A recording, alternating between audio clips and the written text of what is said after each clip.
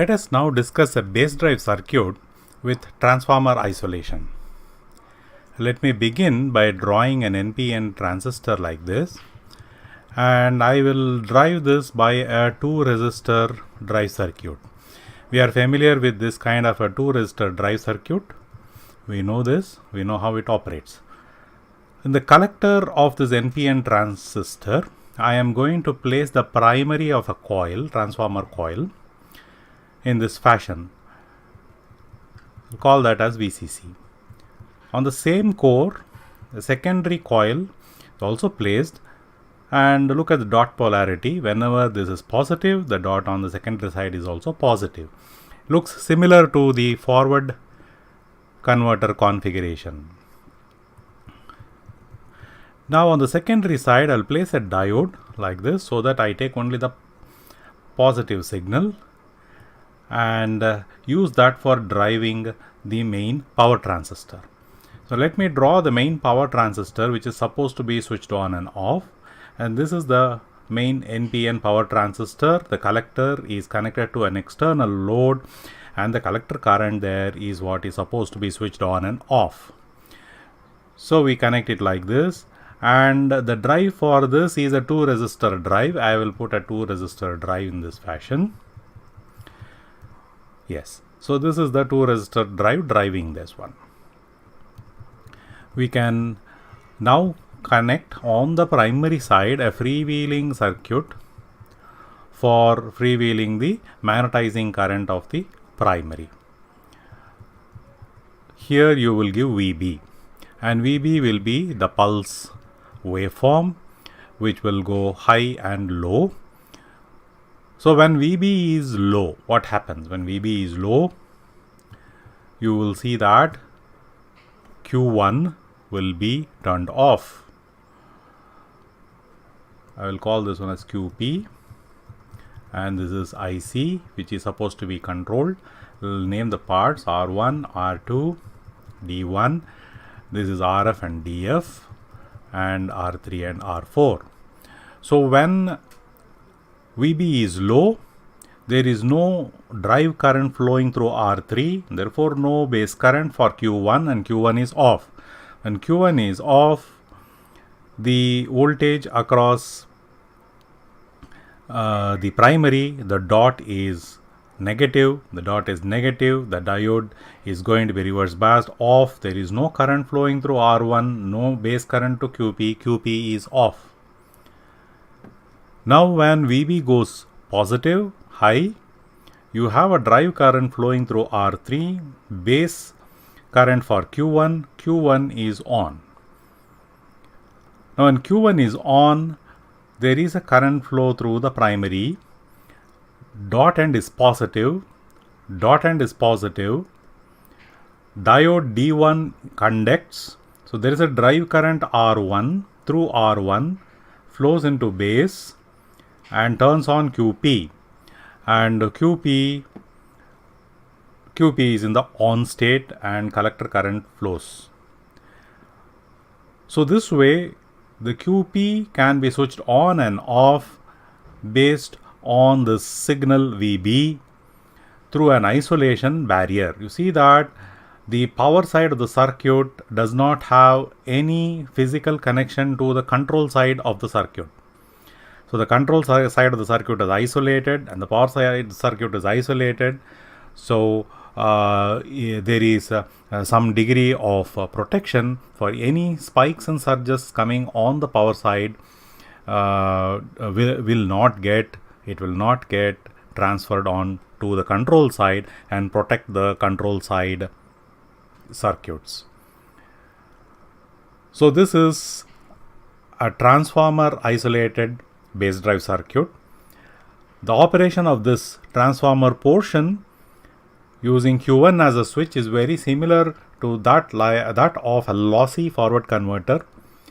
So by that same argument, you can convert this lossy forward converter into a lossless base drive circuit by putting one more coil 1:1 with the dot polarity inverted like in a lossless forward converter, and put a diode here, and then put put back the magnetizing energy into the supply. Can do that one. However, that I will leave it to you for doing that and understanding how that works. Let me now discuss another base drive, isolated base drive, but instead of transformer isolation, I am going to discuss optocoupler isolation, opto or the light isolation. So let me start by drawing. Now here this is the power transistor QP, and that is connected to the external load, the collector current of which we need to switch on and off. The drive for this QP is coming from a 2 resistor combination. We know how this works. And in order to reduce the drive current from ultimately the VB source, let us put in multiple stages. So there is a PNP stage here, and the PNP stage we know how to drive that by 2 resistor combination in this fashion. This is connected to another NPN stage. The NPN stage I am going to drive by another 2 resistor combination, and this is being driven by a PNP stage, and the PNP stage is driven by another 2 resistor combination. Like this you can keep going. Now let us say at this point, normally we would connect VB, that is the base drive signal, but we need isolation. So in order to provide isolation, I am going to connect another device which is actually a BJT, but driven not by current but by light generated from a photodiode. So this whole photodiode combined with this transistor, this whole device is called an optocoupler. So that transistor, which is the optocoupler transistor, I am going to connect here and ground this. So this will be the drive transistor for this base drive. However, the drive for this is coming from light, and the light source being obtained whenever there is a current flow through the diode. So the diode is now connected to another ground, another circuit ground, totally physically different from the power side ground. So there is a resistance here and VB, and to VB there is a pulse in this fashion. When VB is low, there is no current flowing through this resistance and the diode, and as there is no current flowing through the diode, there is no light source, and therefore the transistor of the optocoupler is off. When VB is high, there is a current flow through this diode, and the transistor of the optocoupler is on. So that is how this optocoupler operates. Let us first name the parts. So here is IC. This is the current that you need to control, switch on and off. This is VCC. Let us call this QP, power transistor, to be switched on and off. Q1, this PNP transistor. Q2, NPN transistor. Q3, another PNP transistor. Q4, optocoupler NPN transistor. Now this is the optocoupler. Right. So let us see the operation. Let us say VB is low. There is no current flowing through the diode. The diode does not emit any photons. The Q4 is off. Because Q4 is off, there is no drive here. There is no base current for Q3. Q3 is off. And Q3 is off, there is no drive here. There is no base for Q2. Therefore Q2 is off. Q2 is off. There is no drive here. No base current for Q1. Q1 is off. Q1 is off. There is no base drive for QP. QP is off. IC is 0. Now when VB is high here, when VB is high, there is a current flow in this circuit limited by this resistor. So the diode, once there is a current flow, emits photons, and the Q4 is turned on. Q4 is driven and it is turned on. Once Q4 is on, there is a current flow through this resistor. So there will be IB on and an IB on from here. 2 IB on will flow through here. Q3 will be on. When Q3 is on, there is a drive current flowing through this path into the base of Q2. Q2 is on. When Q2 is on, there is a drive current flowing from the base of Q1 into this, and then there is current flowing through in this fashion. Q1 is on. When Q1 is on, you have a drive current flowing into the base of QP, and QP is on and IC flows. So in this way, QP can be turned on and off by this base drive signal. See the number of stages. So the current here will be IB on 2 IC by HFE SAT, and then you have here 4 IC by HFE SAT, then divided by the HFE of Q1 will come in here, and divided by the HFE of Q2 will come in here, divided by the HFE of Q3. So this will be a very small current, and optocouplers normally available are generally handling currents in the order of milliamps. So you reduce the drive current to low value by these multiple stages, interpose this optocoupler. The optocoupler gives at least 3000 volts isolation between this part of the circuit and this part of the circuit, and this is a very good isolating base drive. Now note this different grounds here. How do you give the power supply for the power portion? How do you give the power supply for the base portion?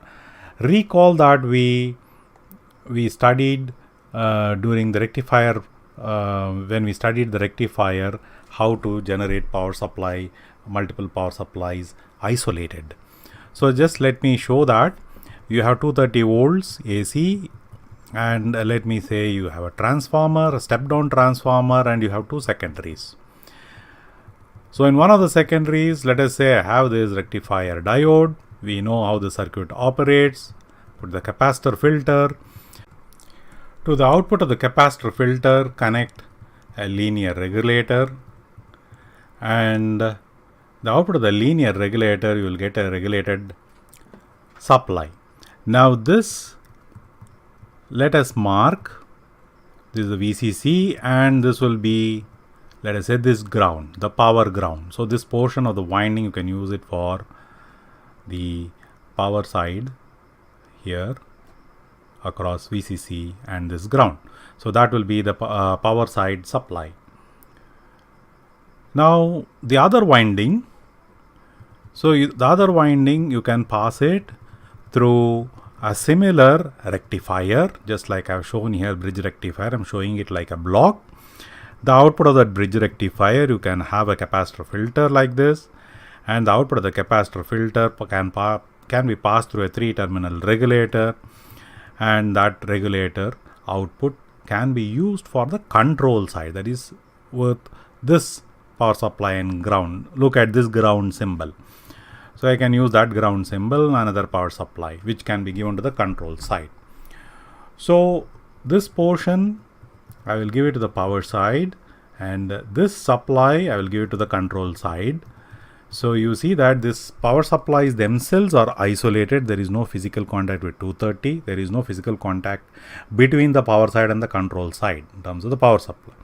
And there is no physical contact between the control side and the power side because of through the drive, because of the optocoupler. So there is at least a 3000 volt isolation between the power side and the control side here, and there is also around 3000 plus 3000 volt plus isolation between the 2 secondaries. So the power side and the control side are totally isolated as compared to the transformer isolated base drive. Transformer isolated base drive, very simple. There is no need for secondary side power supply. It is just like a forward converter. You have one power supply here, and then the secondary side, the power transfer is occurring through the transformer. So the base drive power is coming right through the transformer and turning the switch on and off. Whereas in the case of the opto-isolated base drive, you need a power supply on the secondary side of the optocoupler, and therefore you need to have an arrangement like this where you are having dual power supply, one power supply isolated given to the secondary side of the optocoupler and another power supply given to the control portion of the optocoupler. Only then the isolated galvanic isolation is achieved, and isolated base drive will work with sufficient voltage isolation between the power and the control portion.